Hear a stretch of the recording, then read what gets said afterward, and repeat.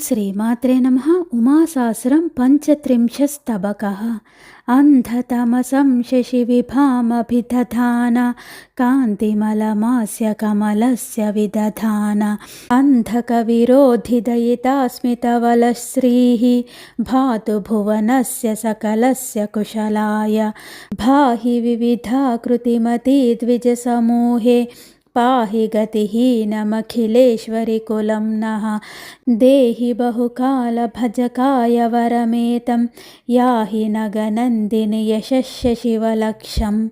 వారయతి ఘోరతరపాతకసమూహం వర్ధయతి ధర్మమపి శర్మకరమంతే కింకరజనస్య న కిమావహతి భవ్యం శంకరపురంధ్రి తవ పాదపరిచర్యా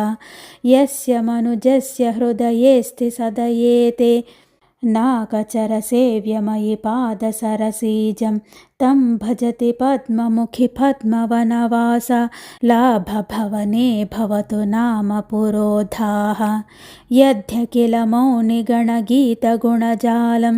కాలభయహారి కరుణారసమరందం అద్రితనయాంఘ్రిజలజన్మ హృదయే స్యాత్ అష్టమగతోపి విదధాతురవిజః కిం లేఖలలనాచకసుమైః కృతబలిం తే యో భజతి పాదఘృణిమాలినమనం తే నిస్తరతి నో నమయమస్తమితమోహః శోకతిమిరం సకలలోకగణమాతః శీతకరదర్పహరవక్త్రజలజాతే శీతగిరినందిని తవాంఘ్రిజలజాతం యస్మరతి దేవి హృది విస్మరతి సోయం విష్టపమశేషమపి కష్టతతిముక్తః శక్తిరయి యస్య తవ పాదసరసీజే శక్తిధరమాతరనలక్ష్య గృహనాథే పూర్ణశశిజైత్రముఖి పుణ్యపురుషోऽసౌ స్వర్ణశిఖరీవ బుధలోకశరణం స్యాత్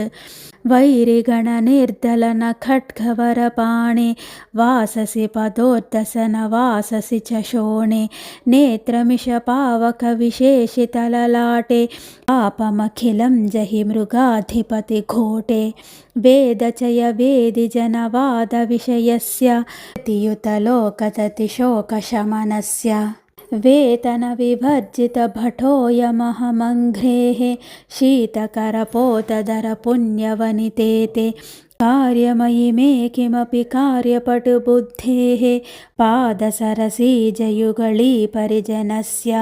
అంబవదజంబరిపుగీతగుణజాలే శుంభకులనాశకరి శుంభకులయోషే త్వం యది శిలావదయినో వదసి కృత్యం నాస్తి తవ రాజ్యపటుబుద్ధిరితి సత్యం ఆదిశయథార్హకరణీయ కృతి నిత్యం రాజ్ఞి భువనస్య చరణాంబురహభృత్యం పంచసు విహాయ మనసః కమపి సంగం పుత్రధనమిత్రజనబాంధవవధూషు ఏష భజతే జనని పాదజలజం తే పాలయను ముంచను తవోపరి సభారః వజ్రధరముఖ్యసురసంచయ కిరీట స్థాపితమహర్ఘమణిరంజితనఖాయ జీవితమదాయ జగదీశ్వరి మదీయం పాదజలజాయ తవ పాలయను మావ దేహి జగదీశ్వరి నవామదభిలాషం పాహి కరుణావతి నవాకులమిదం నః శూలధరకామిని సురాసురనిషేవ్యం పాదకమలం తవ పరేణ విజహామి పాసి కిల పాదయుగ కింకర సమూహం హంసి కిల పాపతతి మాపదినుతాత్వం దంతి వదన ప్రసువదంతి మతిమంతో నానృతమిదం భవతు నాకి జనవర్ణ్యే చక్రముఖదేవతతి వందిత విసృష్టే వక్రఘనకేశి చరణే తవ లుఠం తే ఆపది నిమగ్నమిమమాశ్రితమనాథం నందిహయసుందరి న పాలయసి కేన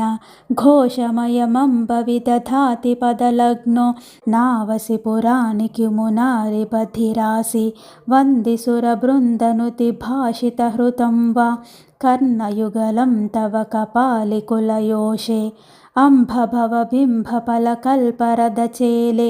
शम्बरसपत्नबलकारि बहुलीले प्रागमृतभानुमुकुटस्य मदयित्री तं कुरु ततः परमुरीकृतमदर्थं निर्मलसुधाकरकलाकलितमस्ते